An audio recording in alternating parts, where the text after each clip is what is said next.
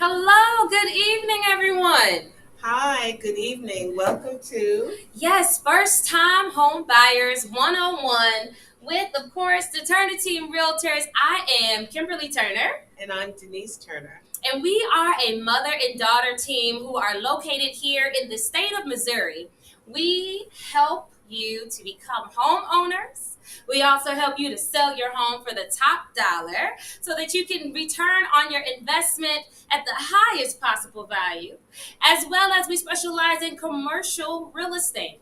And we like to help our clients prepare for whatever purchase that they're going to be having. And, we have this partnership with our special guest today, who is none other than Reginald Garth, who is a financial well-being coach with Operation Hope, as well as the Office of Financial Empowerment with the City of St. Louis. Welcome, Reginald. Yes. Good evening, everyone. I am Reginald Garth, as you said, and I am a financial coach. And that's what I do. I help you with making sure that you're able to get your credit score to where it needs to be so that you can get the yes on that loan and get the keys to your home. That's right. The yes on the loan and the keys to the home. That's cute, isn't it? Sounds like a t-shirt. We're going to make that a t-shirt. Reginald's okay? That copywritten and trademarked by Kimberly Turner and Reginald Garth and Denise Turner all together. Yes. No, that's cute. I love that. And it's the truth. We've been working together for some time now. And, Reginald is excellent at what he does. He makes sure that our clients are taken care of, that he's great at communication, and he's the expert when it comes to the financial well-being of you to be able to purchase your home as well as commercial property. And I don't know if I mentioned, Mom, we work in all 50 states. Oh, yes, we do. We do. We have top realtors that we partner with. So if you want to buy a home in California or New York, which I would like to do soon, we do have realtors there that could work with you and help you to buy a home in those states. That's right. That's right. And we help you buy, sell, build, and invest. So today we're looking forward to talking about with Reginald Garth as he go ahead and pull your slides up if you will. Thank you, Reginald. We're looking forward to talking about the preparation that it takes to become a homeowner. Yes. There are certain steps that you need to take. And we believe strongly that knowledge is power. We like to have our buyers and our sellers have all the information that they need so they can make the best decision. Many times in the past, people would just get rushed through the process and not understand anything, and then find out afterwards maybe they could have made a different choice or another decision. It's a multitude of things. So we strongly believe in providing information, and that's why we do this. Every month. Every month we have a topic: commercial, residential, credit repair, mortgage lenders, the whole gamut. Yes. Everything that's involved in this real estate business. It is very important because when you have that knowledge, now you have power, right? And with power, you can make the best decision for yourself and your family. You don't want to move without having that information, right? And So is Reginald ready? yes, and before Reginald starts, Okay. you may think, who are they talking to? I heard some people laughing. Well, today we have a studio audience. Let's hear it. Let's hear it for the studio audience. Yes. So we want to hear the ahs and the oohs, okay? Because we don't have any of those gadgets No, yet. we're not passing out money.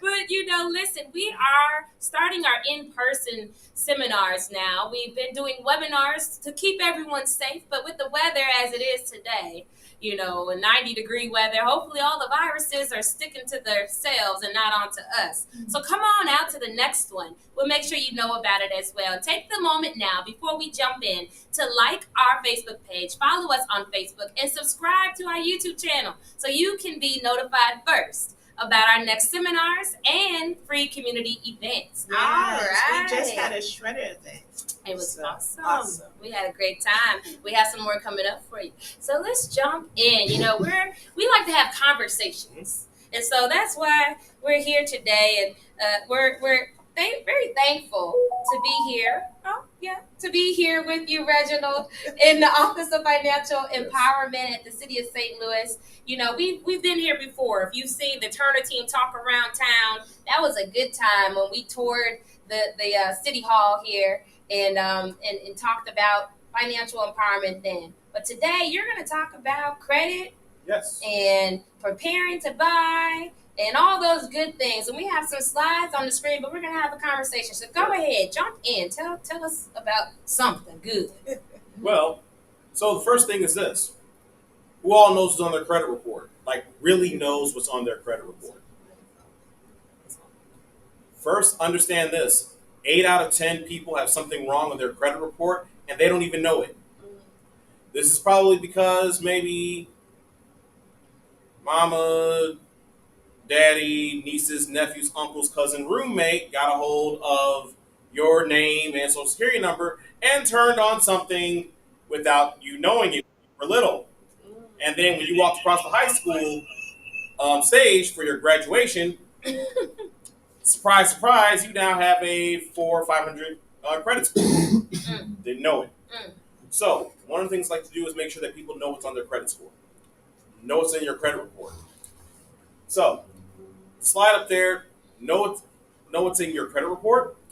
Your credit report's going to have all the things there. Your identifying information, name, address. It's also going to have your installment and revolving debt. Yes.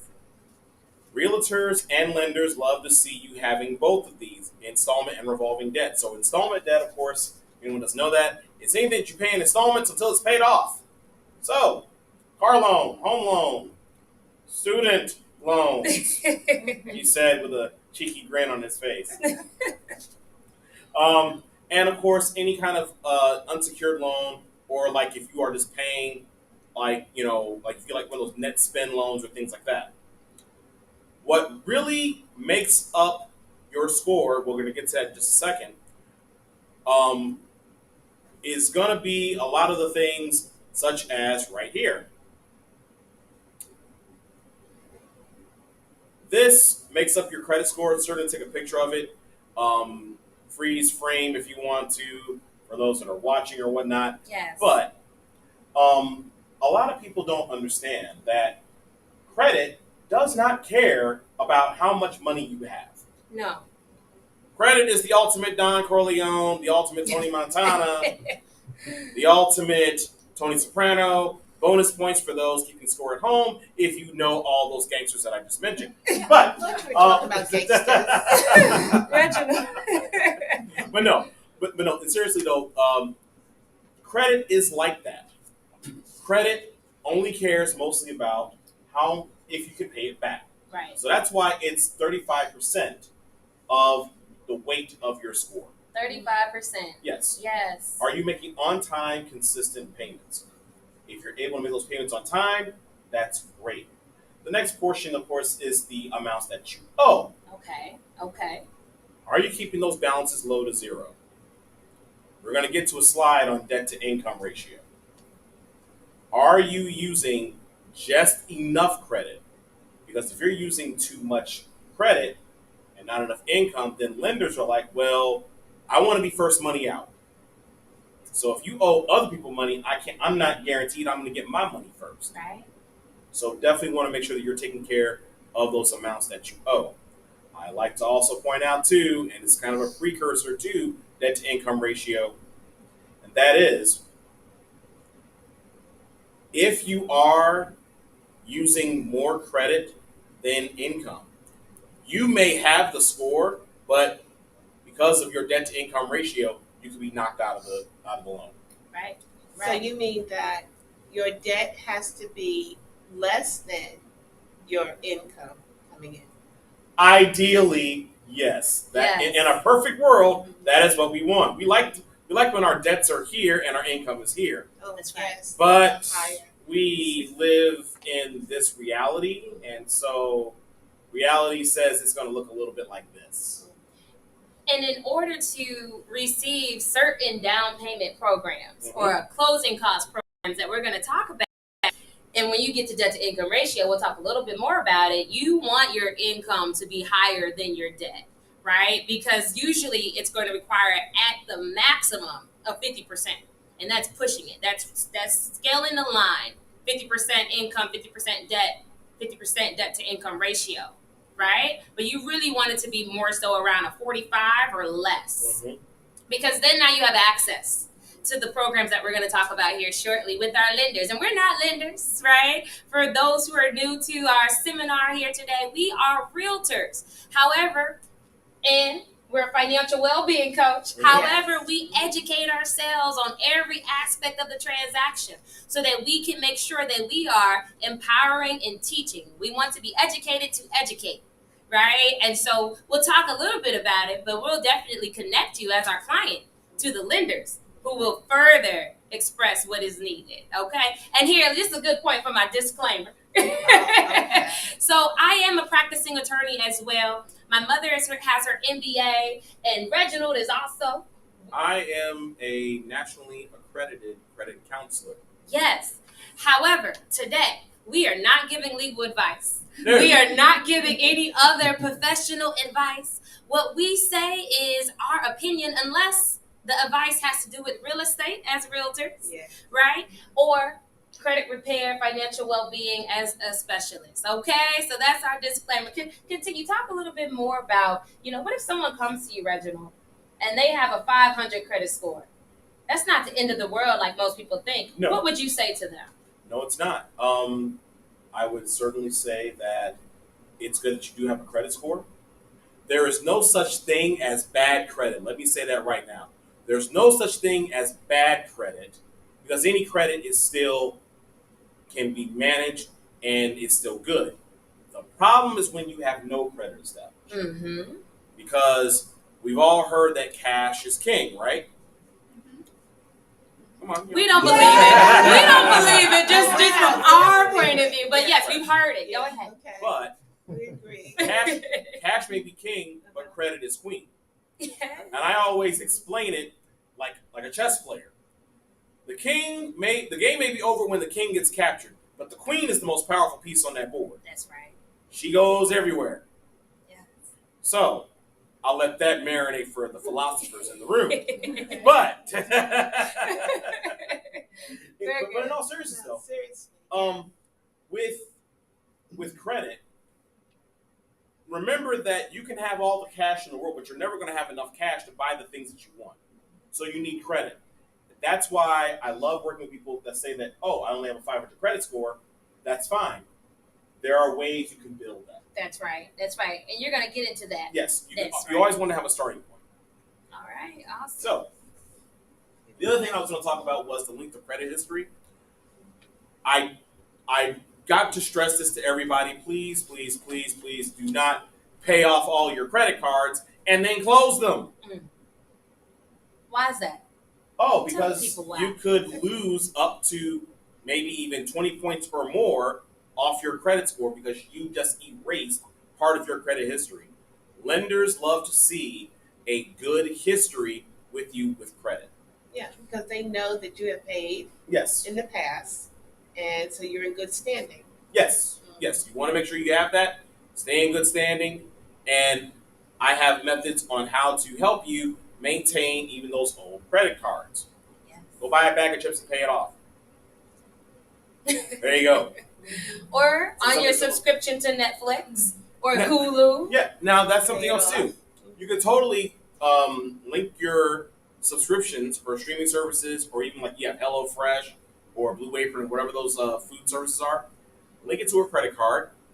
The credit card pays for that service. You're using the card. It's on an on-time basis. You're paying that on time. And then your bank account pays your credit card.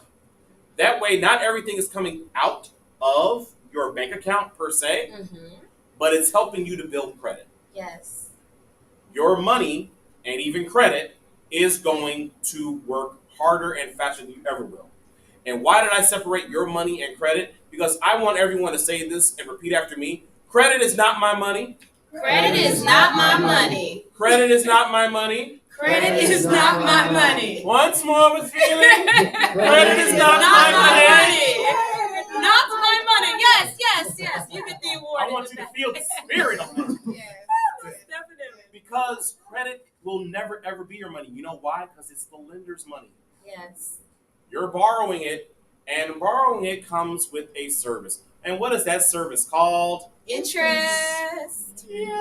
Yes. I pay interest.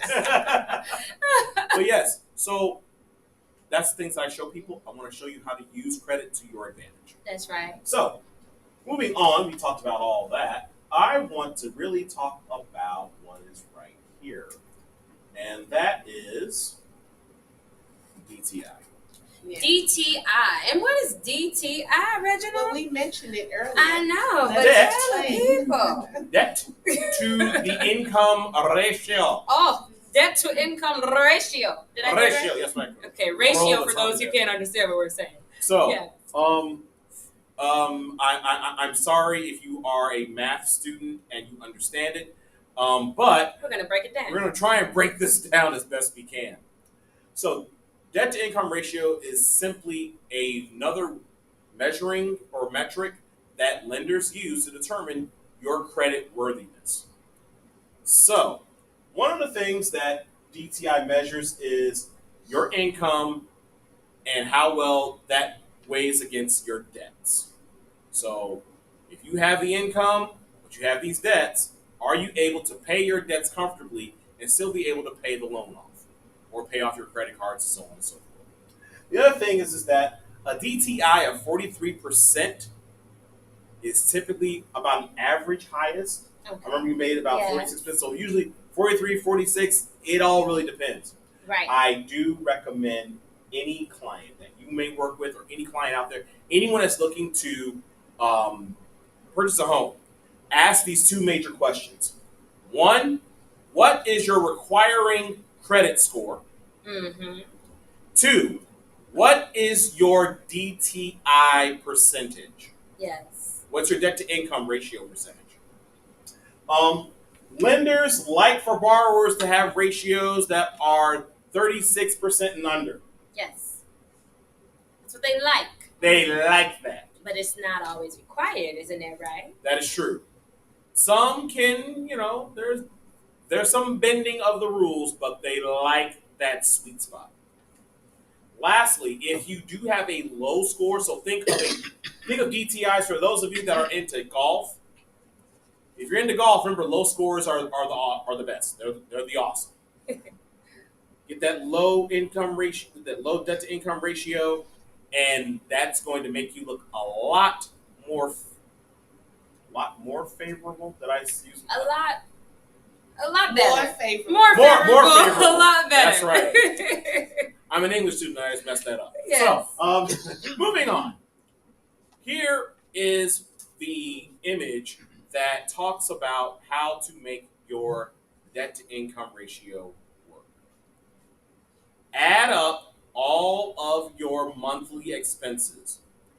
This is where, and if you saw any of the Turner team's earlier seminars, Yes, webinars, you can where they see them on our page. They're all there for you. They talked about budgeting. One of the things that I also stress a lot about is budgeting. Know your expenses. And to do your budget, please be honest with yourselves. Be honest with yourselves. Once again, be honest with yourself. Do not try to transfer the money that is in your head to your bank account. Believe me, I tried and I failed. It doesn't work, does it? But add up all of your monthly expenses. Yes. You take that total and you divide that by the gross monthly income.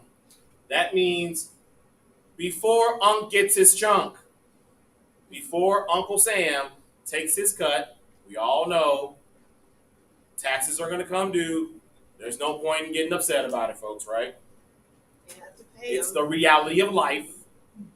But give to Caesar what is Caesar, is that right? Render unto Caesar what is Caesar's. It's late in the day, folks. Yes, it's a little late. Let's continue. Yes. But when you divide it by that, you will get a percentage. And that is where your debt to income ratio falls in. Awesome. broke it down for them. But my question is, you say the gross. Well, that's not what you're taking home. So looking Why at not the net? Right. So you want to have the whole number, because it's giving you exactly, okay, this is what you're making. This is what you're making before taxes. So you have the taxes taken out. So that money is gone. Now you have any other deductions, such as benefits. If you have any other garnishments out there. Now you come down to the net. Now what's left from that? So it's taking a look at it, all of it holistically, and putting it down to a finite point. Yes. I always like to say this to people: just because you are earning $40,000, but then you somehow get a $5,000 raise, that doesn't mean you actually get an additional $5,000 more to spend. Right. You just have $5,000 more to manage. Can I ask you a question? You just did, yes. Yeah, so there you go. Hey, there we go, right? But no, Reginald, so if they are taking, if I understood you correctly, if they are taking the gross and then comparing the gross to their expenses, to their debt, right? Shouldn't the buyer do a little more in their budgeting as to what my mother is saying? Because in reality, you don't keep your gross. Correct. Right? You only have your net after your expenses, after the taxes. So once they've done that, that's to get the DTI. That's to get the But DTI. what advice? What advice do you have? For the personal budget. For your personal budget, you go by the net. Because this is where you actually are. So one is sort of a hope. I like to look at it in terms of there's the forest and then there's the tree. DTI is the whole entire forest. Okay. Your personal is the tree. Yes. That is what I want you to look at. Awesome. Look at where you are right now. Please do not look at where someone else is. Yes. Oh, that's called keeping up with the Joneses, rather. Yes, that happens. Yes. So, but yes, that's what I would say on that is that you want to make sure that you are looking at where you are, and then from there, you're able to know what you need to cut to take care of any outstanding collections to help you get that credit score up, which helps you to get the yes on the loan. That's right. And the keys to the home. Yes, the yes on the loan and the keys to the home. I want to say that together. All right, let's say it. The yes on the loan and the keys to the home. One more. Yes on the loan and the keys to the home. All right, there we go. I like that. It was really nice. Yeah, thank you, Reginald. She has to keep us in line. But Reginald, that was such great information that you shared with everyone here today. You know, breaking down DTI, which is sometimes can seem a little daunting if you don't know. You know, people use acronyms and they want to sound great and, you know, cute, you know, but no, what is it? Right? And that's what we're about, explaining what that is so that when you have the conversations with your lender, right, now you understand what they are referencing, right? And we're going to talk about a little bit more as to what the lenders are going to look for and what's important during your transaction throughout the process. But thank you so much, Reginald, for doing that. And, you know, on our screen there, on the recording, you see in the top corner where you can scan to like our page. If you like our page, then you can send us a message, and we will connect you with Reginald Garth, right? Reginald Garth, the financial well-being coach with Operation Hope and the City of St. Louis Office of Financial Empowerment. We are more than happy to connect you with him. You know, the first step is that we talk, and therefore we can help decide with you where you are. We'll ask you certain questions and figure out, do you need to prepare at all? Or are you ready? Right? And if you need to prepare, then now as our client, we send you on to Reginald Garth. And his services, I don't know if you said it, I'm sure you did. Oh, yeah. So here's the wonderful thing about my services. They are the low price of $3.99. Zero. That's like $3.99. So if you act now, there's a 2-for-1 special. Yes. Okay, so make sure that you have liked our page and send the Turner Team Realtors, myself, Kimberly Turner, my mother, Denise Turner, a message and say, hey, listen, I want to buy a home. And then we will set a time with you to talk further and connect you with Reginald Garth if you're needing to prepare. And then, of course, we'll take it from there. Yes. All right. So, but I also think, let me just add one thing here. You know, some people may have great credit scores already. Yes. But they don't know how to budget. Mm-hmm. And when you get into buying a home, there are going to be extra costs that you have to be prepared to pay. Yes. And so I think that, you know, even if you don't need so much help, it's good to speak with someone who could tell you how to make a budget, because a lot of people don't know. A lot of people have great credit scores because they're used to paying their bills as soon as they come in. They never make a late payment. They may make great money, and their money, you know, they make a good income, so they're not that concerned about all the little expenses that they have. So they still may not know how to budget. Mm-hmm. So that's really important because you're going to have homeowners insurance. You know, things will break down. You're going to have service warranties. You know, it's just a lot of things that come in the package of being a homeowner. So it's good to meet with someone such as Reginald and have him help you to prepare a budget. And it doesn't cost you anything. You know, at times, if our clients have a time frame that they're looking for, we say, go ahead and elevate. Talk to our partnering consultant, Reginald Garth, and elevate your readiness, right? Your financial readiness in this time of preparation. So it's always good. It's free. Why not? Right? Okay. So let's talk a little bit. Thank you again, Reginald. Yes, excellent information. That was phenomenal, you know, and I'm sure you were wondering, now, after I've prepared to buy my home, I have my credit in order, I have my savings in order, I have at least $2,000 to $3,000. That's all you need. I know you probably heard you need $20,000 or $15,000. It depends, of course, of your price range.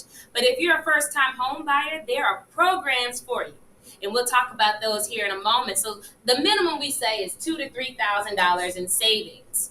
Okay, so write that down. And once you have that, once you have, you know, the other items that Reginald's going to be able to do a soft pull of your credit history, so it does not affect your credit score. He's able to see what's on your history. So some of the questions that we ask clients in our buyer's consultation are, have you ever, even if it's your first home, you might have been on someone's title, you know, haphazardly or just unexpectedly. Have you had a short sale? Have you had a foreclosure, bankruptcy? Do you have collections? Do you have judgments? Have you paid your taxes the past 2 years, right? Have you been employed consistently? Are there gaps for 2 years? Are there gaps in your employment? If so, are they explainable, right? Have you been full-time for those 2 years, or was part of that part-time and then full-time? And there are exceptions to the rules, but you need apples and apples or oranges and oranges, right? Don't forget the entrepreneurs. Yes. So entrepreneurship. If you're an entrepreneur, yes, you too can buy a home, right? We're serial entrepreneurs, and we know the strategies and what you need in order to purchase a home. So as an entrepreneur, you too can buy a home, but you have to have been an entrepreneur paying taxes for the past 2 years. That's the baseline requirement, right? You would not be employed and then quit your job and start your business, and then that same year that you started your business in year one, go for a loan, because that won't work. You have to have 2 years of that entrepreneurship, and you have to have paid taxes. You know, sometimes we have side hustles, but you want to make sure that you're paying taxes. And go and look at some of our previous webinars where we talked about how to set yourself up, right? So prepare and evaluate businesses for a commercial loan, but it's still the same respects for, right, same process for a residential loan. So take a look at that on our webinar. But to go into what's next, that's probably what you're thinking. Okay, I'm ready. I think I'm ready. Reginald has prepared me. I have the 640 credit score that I need. Yes. In order to have those first-time home buyer programs. That's right, 640 at minimum.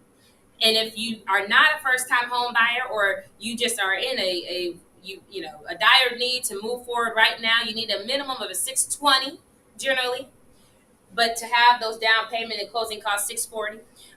What's going to happen? What's the next step? So let's talk about that. The first thing that you do, I kind of mentioned already, you see here on the screen, is that you talk with us, right? So the Turner team will help you evaluate where you are.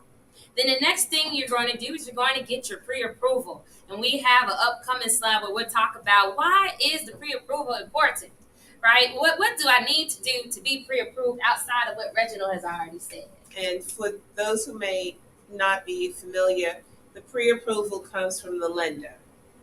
So that pre-approval, we won't go into detail right now. Yes. But that's the first step once you know that you're ready to go out and purchase a home. That's so right. Because you can't do anything without the pre-approval letter. So That's right. That's right. And so, after you've talked with us, now you're our client. We sent you to Reginald if you needed to. If you were ready, we sent you to the lenders. We have a number of lenders, right? And we'll talk about them here in a moment, about some of the products that they have for you as first-time home buyers, right? But then you're able to get that pre-approval document. And once you have that pre-approval document, now we start sending you homes. So, of course, who knows about Zillow and Realtor.com and all of that? I'm sure you probably have been looking on there and, look house shopping, window shopping for houses, right? That's okay. That's nice to do. But you're going to have your personal portal. Yes.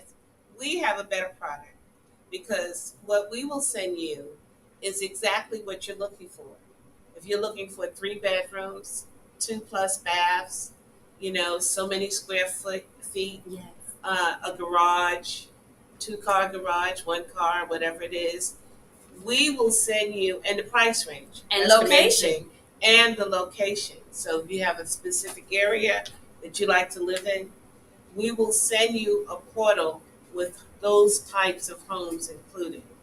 So once you get that portal, then, you have a cup of tea or coffee in the morning, you turn on your computer, pull that up, and you can scroll through and look at the homes. That's right. And a lot of them have multiple pictures, so you can really get a good idea of what the home looks like. And descriptions. And the main thing is that you would then select the home that you would like to go see. But then as your realtors, yes, we are watching your portal too to see what you're liking. And we explain the portal in detail once we set it up with you. But then we have to do a step further. We have to look to see if that home is in a flood zone. You don't want to buy a home in a flood zone. No matter what. No matter what. And it seems like they make those the most, renovated and they make them everything look looks gorgeous. great. No, you do not want it. And then we also look at the seller's disclosure, which is a document that the seller fills out about their home. And they tell you, if the roof leaked and they got it repaired last year, or if there was mold in the basement and they had that remediated. Mm-hmm. All kinds of things that we look at very closely. And yes. What if the seller don't disclose the information? Well, legally, they are obliged, obligated to do so. But you're not at a loss. No. Because another step is your inspector. You have to inspect the home. But, that takes you further down the line. But when you go and look at the home, when you look for certain signs, and we look with you and we teach you, what to look for. These are the type of things that kind of alert you to there may be issues. A wet basement. You see some water stains in the ceiling. Mm-hmm. You see huge cracks in the foundation. Various things, but it's a legal document that the seller has to fill out of everything that they are aware of. And that's the key. They may not be aware of some things, right? And even if they are and they didn't put it on there, your inspector is going to be able to find anything that they are searching for. So there are different inspections, right? And we're going to talk about that here on this same slide. But that was a great question. What if they don't disclose it? Well, there's other protections for you. Okay, very good question. Very good. Keep the questions coming. Okay, we will have a question and answer session about the last 10 minutes. All right, so write your questions down as we continue. So you won't forget them like I did. Me too. Okay. So those that person where you. No, Okay, you go right awesome. ahead. So the portal, you're able to heart homes like you do on Facebook. You like them. We researched, as my mother described, right? And we're just giving you a preliminary overview of what to expect, step by step. And so then once we have researched the homes, we found out that it's not in a flood zone. We found out that the seller's disclosure is in good condition to what the seller is saying they are aware of. Then now you go and you drive that neighborhood and make sure that it's a neighborhood you actually want to live in, right? That it's appears to be appreciating in value, right? Rising in value rather than depreciating in value.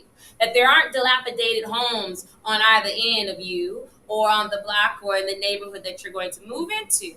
That there's not litter and things of that nature. Just making sure that it's where you actually want to live. You just go drive by and get to know the neighborhood. That's right. And if you feel like this is a place that you would like to live, then we will set up an appointment and we will take you personally to the home and have a tour. Yes, and that's your exclusive showing.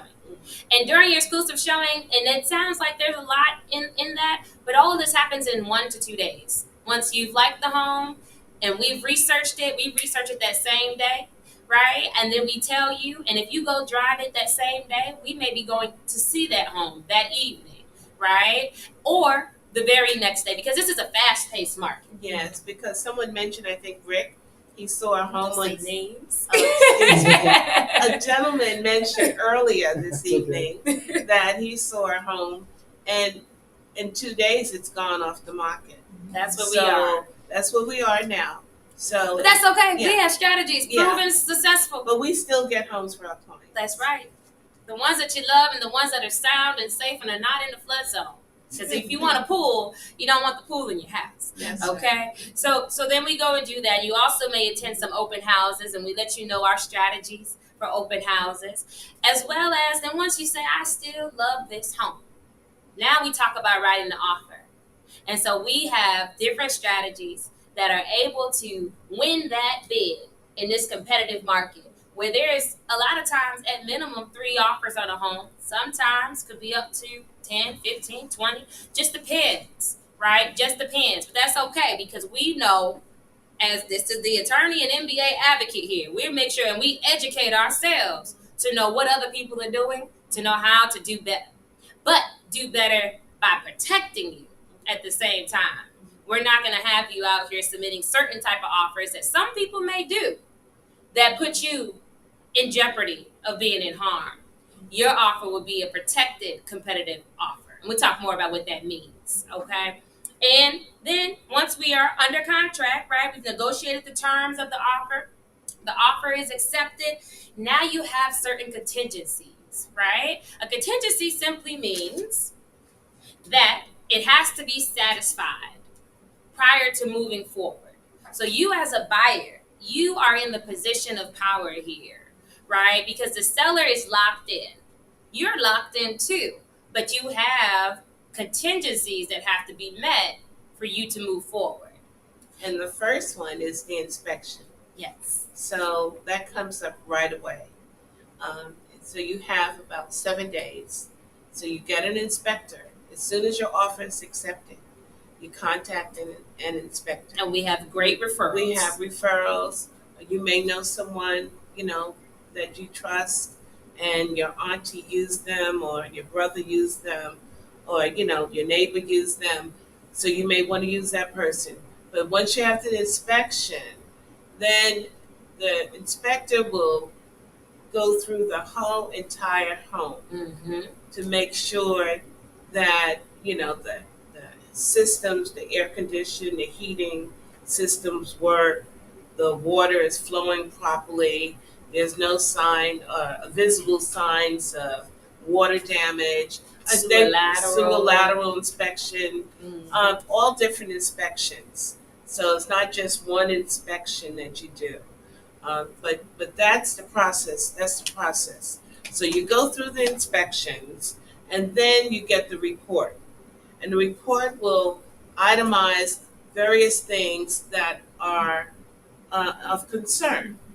And some things may just be, he may just note for you to, take a look at, but others are critical things. And that's when we come in and negotiate those repairs on your behalf as your realtors, right? And that's done. And we, for the sake of time, we won't go into exactly how all of that is done. But that's what we do to make sure that the home is sound from when you purchase it, meaning once it's sold at the closing table. Yes. So we still have a way to go, though, because that's just the main thing, because you need to have that inspection to make sure that this is a home that you want to purchase. Yes. Because, if the roof is 50 years old and the floors, you can roll marbles down, it's on the slant, it may look good in pictures. They catfish us. House fishes is what we call it.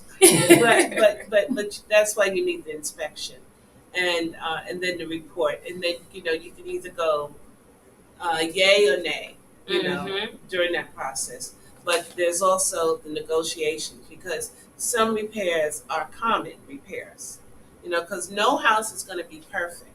Even if you build from the ground up, it's not going to be perfect. Yes. But if it's a situation that can be repaired and you still love the home, then you move forward. That's right. And we walk you through all of that, right, as your realtors. And then the next contingency that you have is your homeowner's insurance. Homeowner's insurance. You don't want to buy a home if you can't get homeowner's insurance. Well, wait a minute, you can't, because they're not going to give you a mortgage for a home that is not going to be insured. That's right. So, that's right. Yeah. Unless you are an investor and you're buying something with cash, as is, and that's a different situation. But for your first home, right, it will have to have homeowners insurance, and that's a pretty easy. We'll breeze through that one. All you do is you get a quote, and we have different brokers that will help you to decide what's going to be the least expensive, most economical quote, and good for you, and whether or not you're going to bundle it with your car insurance or not. And we walk you through that process too. And you just have that quote, and you send that quote to your lender and to us. And that's within the first 10 days. So inspections first 7, homeowners insurance first 10 days, and we're counting the days after you've been in an accepted offer. You're under contract. Okay. And you could close. You could be in your home in 30 days. Yes. Sometimes even less. And sometimes less, depending on how quick your lender can get your mortgage. That's right. ready to go. And then after the homeowner's insurance, you have your loan contingency as well as your appraisal. They go hand in hand. So your appraisal is what actually the value of that home is. The value may not necessarily be what you are under contract for. The value may be higher, whereas then now you have equity. And equity is simply ownership interest. We've had clients who've had anywhere from $5,000 to $9,000 to $24,000 one time. We were oh Lord Jesus, thank you. In equity in the home that they purchased on the first day that they walked in, and without divulging who they are, they called the other day to find out about refinancing. Because now they can pull out some of that equity that they just had, right, to do further things with their homes and more renovations or purchase more property. So that's a good thing. So the appraisal is going to tell you the value. It may be higher. It may be at the sale price, which is great. That means you're under contract for what the home value actually is. Or it may be under that sale price. And if it's under the sale price, the way that we write your offer, we are able to renegotiate that sale price for you to come down to that appraisal value. Because you are not going to receive a loan from your lender that is not at the appraisal value if that appraisal value is under the sale price. If the appraisal value is higher than the sale price, you're not going to get more money, right? But you won't be able to purchase a home at a higher value than the appraisal value. Does that make sense? Awesome, awesome. So that's the appraisal. Now, why that goes hand in hand with your loan contingency is because the loan is based off of that appraisal, like I just mentioned. So in 25 days from being under contract, that's when you will know. You will know what the appraisal is. You will also know what that your loan has been approved, because right now it's just pre-approved, right? And then after you have that, we talked about resolving any issues. The home that you buy, the goal is to get to the closing table so that you're able to close on it. That's where our negotiations come in, right? The goal is not to walk away. But if there is something majorly wrong, say during inspections we find out that the house is falling apart somehow, some way, and they're not going to be reasonable to fix it and remediate the situation, well, the earnest money, which we'll talk about in a moment, that you pay up front, right? You get that back. And we're able to move forward and find another home. But that's never the goal. The goal is always to come to an agreement, right? Because you love this home that we put our offer in on that you're under contract for. Next, you have title insurance. Title insurance, that's when the title company is going to say that the home is actually owned by the person who's selling it. That's very important because sometimes there is the title is questionable. And they have to clear it. And they have to clear the title. So that's why that's another partner in the home buying process yes. is the title company. So many of you already know these things, but these are the steps. So the title company works for you. The title company is going to research that property and make sure that the person who's offering it for sale is the actual owner. And if not, they clear the title and confirm everything is good to go. So if someone else had ownership interest, right, in the property, and they weren't on the contract to sell it, they will make sure that that person either waives their ownership interest and or is added to the contract. And so they take care of that for you, and we navigate you through all these third-party vendors. We navigate you through them, and we also connect you with some really great ones. Now, you get to choose whoever third-party vendor you want to work with. However, we have a great working relationship with the ones that we will refer your way, and we know that they get the job done. Right? And so that's the bonus of being able to have those relationships and then give those relationships to our clients. And then lastly, right, now you receive the funding for your home, which is on closing day. And you close on your new home. And I remember my mother and I, we used to do that. We say, and now you, come on, move in your new home. Confetti. I was thinking about that the other day. We used to do that. But now you move in your new home. And what's the saying? What's she saying? Come on now. What's the shirt? It is the yes to the loan and the keys to the home. There you go. Now you have the keys to your home, okay? And that's the end of that story and the beginning of a new one in your new home. That's right. And we're coming up on, the 7 o'clock hour. So we're going to kind of breeze through some of this here that we still have to talk about. However, we want you to know that during this process, we are your partners, right? Our team is your partner. So we have this team. We have our credit specialist partnership. We have our lenders partnership. We have the title company partnership. The appraisers are through the lenders, right? We also have the inspector partnerships, right? So these are partnerships that now become yours. We even have contractors, right? So during that inspection phase, if we need to know how much something costs because we want to be creative in how we negotiate, we have contractors who will come in 2 days' notice, right? Squeeze us in to be able to get that for you as a client, to let you know that this is what it would cost for this particular remediation, right? So we talked a little bit about some of these things here. So, you meet with us first, free resources with Reginald. We also have paid resources. So if you just don't have the time to do the credit repair yourself, then you talk to us about that. But we always want you to use the free, free by free, if possible, right? And then we also help you get pre-approved and create that budget that Reginald was talking about.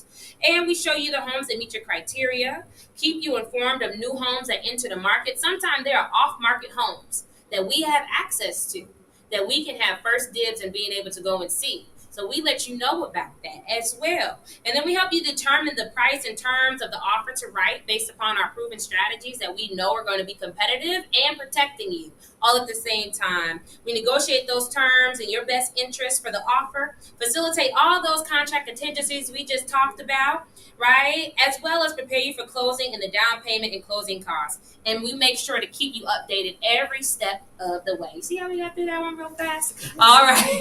And that was 30 days in a nutshell. Yes, 30 days in a nutshell, okay? 30 days once you're under contract. Yes. It may be longer than that, just depending on if you have to prepare. Well, and to search. Right, and we start a year out.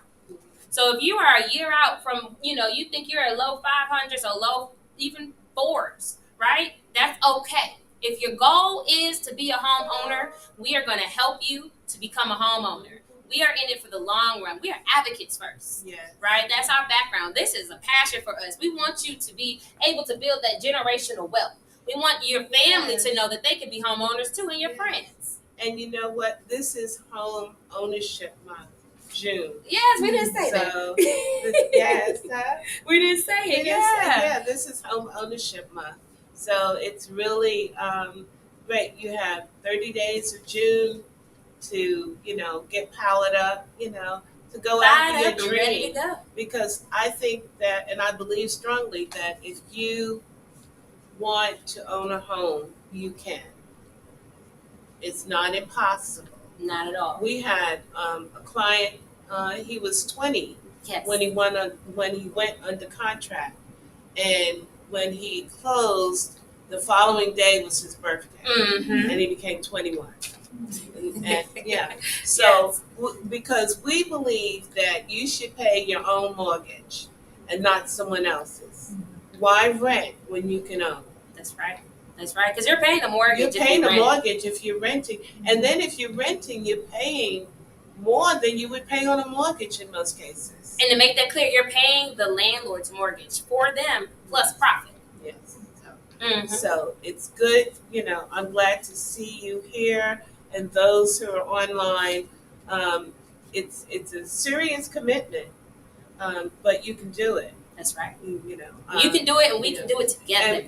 And we can help you get there. And that's perfect. Pre-approval. We talked about this already, but just so you can see the slide here in the room, and I don't know if you can see it online, but some of the documents that the lenders are going to ask you for. They're going to ask you for your W-2s. We talked about that if you're employed, or they're going to ask you for your 1099s if you're self-employed. They're going to want the past 2 years of that. They'll also ask you for your bank statements to show, right, your savings. Also, your pay stubs. Usually the pay stubs will be for the last 2 months. Bank statements may also be for the last 2 months. And they will want to know about your debt, because they want to do that income to debt ratio that Reginald talked about, right? So those are some of the things that they're going to ask you for, but they're also going to send you a link to an application. And that application with our lenders, and we have about 5 to 7 preferred lenders that we work with on a regular basis, they can have you pre-approved in 48 hours or less. So once you're ready, now you're able to be pre-approved, and the home that you may have seen already before talking to us may still be on the market, because they may say offers are due after the open house.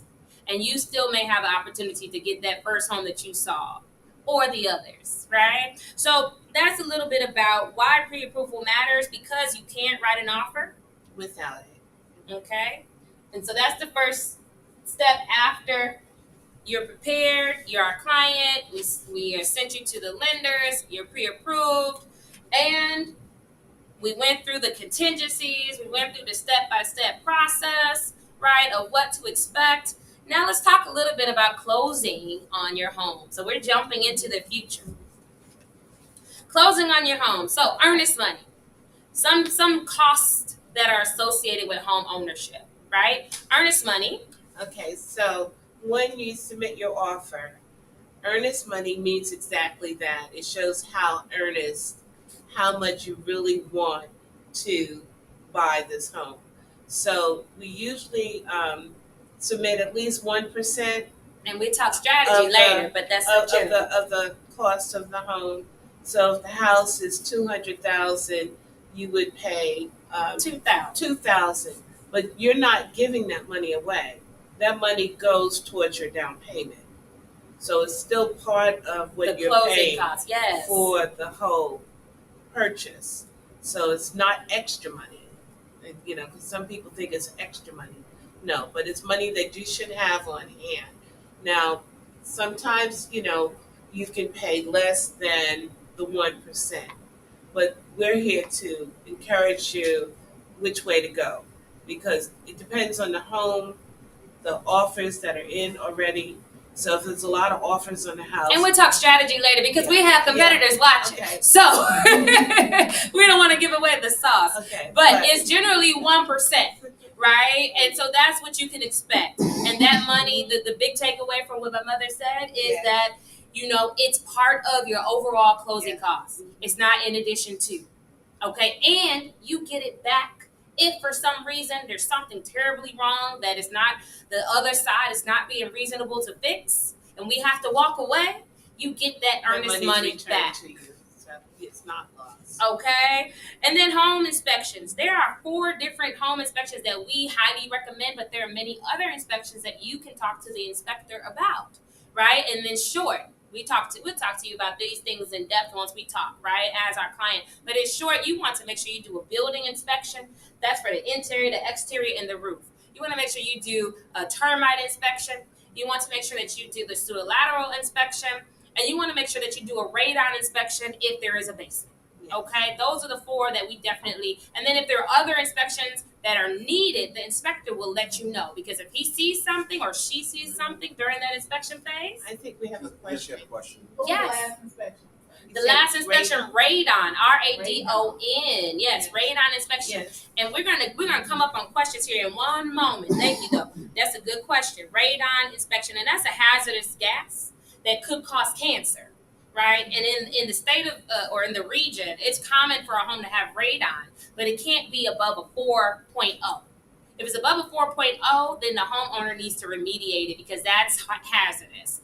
Most homes will have it, right? 1 out of 5 homes, less than 1% or 2 point something percent. That's still safe, but you want it to be under 4.0. Okay, and so that's the radon inspection, which will show you that. And those 4 inspections, with the different inspectors that we utilize, they are a la carte. So that means that you're able to choose and pick which ones you want and pay for them individually. And so you can budget within those first 7 days no more than $850 for all 4 of those inspections together, total. Okay? And then moving on to homeowners insurance, today's market, a lot of the homeowner insurance companies, it's around $1,200 for the year. But it just depends on the value of the home as well. That's right, and the type of home. Yeah, the type of home. Mm-hmm. And then title, right? Title, you don't pay for, that's part of your overall closing costs, right? But you will pay for the survey up front, right? And so that cost is determined by the title company who outsources with the survey company, all right? And then you have appraisals. Appraisals can run, and the appraisal is also ordered by the lender. So it depends on which appraisal company is subcontracted out. But it can run around $500 to $650 for an appraisal. All right. So out of pocket, you are paying earnest money once you're under contract. That's within 3 days of being under contract. That's that 1% generally. And that's towards your closing costs, not in addition. You also paying within 7 to 10 days the cost for inspections. So with particular inspectors that we utilize often, but you choose whom you want to work with, that can be no more than $850 for 4 inspections, and there may be others that you want to consider, the $850. And then you also have the appraisal, which is ordered maybe about 2 or so weeks after being under contract, and that can be usually no more than like $650. Okay, so those are out-of-pocket expenses. Everything else, closing cost-wise, your down payment, right, that's paid at the closing table when you're closing on your home. And your closing costs, you can expect it to be anywhere from about $3,000 to $7,000 total. And that's where the programs that offer closing costs, yes, talk about it, or down payment assistance, that's when you'll appreciate the type of loans, yes, the program and the programs that are offered. So usually You can get maybe a down payment assistance, or you get the closing. We don't have a program yet. Well, yes, our lenders don't have one Yeah. where they combine it necessarily. Yeah, to get However, both. your down payment can be as little as $0. You don't have to be a veteran.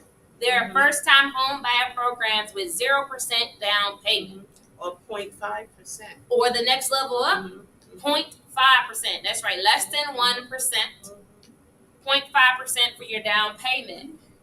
That's a big difference. So that's good. Then you try to get a program that pays your closing costs. And we have lenders who have $6,000 in closing costs. One lender does. We have another lender who has $7,500 in closing costs. And of course, these are what you have to qualify for them, but it's not a stringent process to qualify, especially when Reginald is getting you together and making sure that everything is in order. That's why we like to just do things in a certain way, a certain process. Doing things in order is how we are successful with you as our client.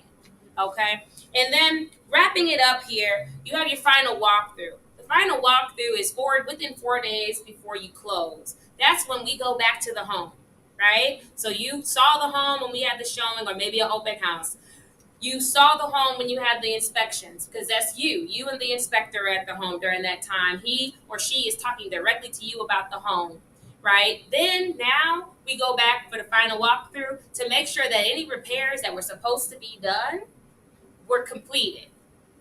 And we check list by list that everything is done. And if not, then we send them a final walkthrough notice to have them to complete those items, right? Yes, and also that the home is in the same condition that it was when you viewed it. That's So right. it's very important to do that final walkthrough. That's right. And we already talked about closing costs and down payment. So that's a little bit of information, right? I hope it wasn't too much, but we'll talk to you more in depth. We like to break it down. Today we talked through some of the information that we start off saying this is the first conversation, the next conversation, and so forth. But we wanted to give you an overview today. So what questions do you have? Yes, sir. And the value of the home, can you get cash out at closing if the appraised value is higher than the purchase price? Not at closing. Generally, you will have to wait at least a year before you can do a cash out refinance. Perhaps that's what you're speaking of, or a home equity line of credit. So generally, you would have to wait a time period. And the lender will definitely confirm what that time period is, but it's around a year's time. And that's a very good question. But you end up with equity the first day that you move into your home. And to repeat the question that was asked was, if the home overappraises above the sale price, can you pull out cash, right, the day that you close on the home? And generally, that's the answer is no. You have to wait a certain time period, and the lender will let you know. Typically, it's about a year's time before you can do a cash out refinance to pull out maybe 80% of that equity, or a home equity line of credit in order to do some work perhaps on the home. Very good question. We'll come right back to you. Yes, sir. Well, I don't know if you just asked the same question that I had, but I watch a lot of HGTV. Oh, yes. And my question is, like, you know how you see some people, they'll buy a house and they'll get a certain amount, you know, that they budget into the cost of the house, and then they'll take the rest to, like, update the house, Yes. do things like that. How do you get a loan like that where you want to do something in that? That's renovation loans. Yeah. Right? So there are different kind of renovation loans. You have FHA 203K loans. You have conventional rehab loans. Let me make sure that we are still online, but I'll keep answering your question. So you have different kind of renovation loans, and those renovation loans are what's going to allow you. We are still online. Okay. Allow you to be able to pull out, right, whatever that after renovation value is of the home. So that's what they call the ARV, after renovation value. And there are different stipulations to be able to utilize those renovation loans, but we have some great lenders who have those products, and we'll connect you with them. Yes, so in a nutshell, we'll just say that it's possible, Yes. and then, You can do your own HGTV. Okay. And hey, we want to be there to record it. Those are the kind of things we like to share. Yes. Okay. But what other before questions? we wrap it up, We have some more questions. Yes. Please. Yes. Yes, ma'am. Once you're approved and you purchase your home, how will your score be impacted? Will the score drop it? If so, by how much? So, when it comes to you're approved, closed, yes, they're going to pull your credit again. See where you are. So, real quick, do not buy the furniture until you close. Please say that again, one more time. Once more for the people in the back. Do not buy any furniture before you sign all the papers and everything. Or anything big. A new No. car. Wait a minute. Hold on. Don't quit your job. Please. Yes. Don't open up a new credit card. Yes. None of that. And do not quit your job. Because nothing will break your heart faster than you did all this, All of the things. and you get nothing. Yes. Well, you're delayed, right? It could be delayed. She's hoping for tomorrow. Yes. But the truth is, you get nothing At that time. At that time. Now, when you close, what's going to happen is your score may take a small dip because your debt to income ratio changed, but mortgage. when you start paying that mortgage, it goes right back up. That's good debt. That's the good debt. Yes, there's such thing as called good debt, and I don't have time to go over it, but next time we will talk about it. Yes, very great question. And gentlemen, and then I don't know if you had any questions or anyone else, but I know you have one, and you have our last one for the moment for the airing, and then of course afterwards we're going to be here to answer all of your questions. Okay? Our first guest didn't have a question. No questions. He's all right. He's all right. But yes, sir. I think you guys got my question. You look at 2 or 3K loans, rehab loans. Yeah. Excellent. Well, if it pops up again in a different form. I guess I can ask the question. And what if you have a home that's clearing free? You don't have to go through a real estate agent, but you just want to go purchase or get a loan for rehab, and it's less than a year. You pay cash for the house. So rephrase your question for me, please. You have a home that you pay cash for, but it's not up to standards. Can you go to a bank within that year, or do you have to wait So that's going to be a really good lender question. Yes. So that, we don't want to answer any lender questions necessarily, but just give you good information. What we do is we educate ourselves on everyone else's job, right, in the transaction enough to have you ask them the right questions. And we have those relationships so that you can ask the right people, the right experts as lenders, the right questions. So we'll make sure you get that question answered. Okay? Yes, and our last question for the evening. Okay. What if you already owned a home before, but it was like many years ago? Can you still qualify for first-time home? You sure can. All you have to do is not own a home in the last 3 years.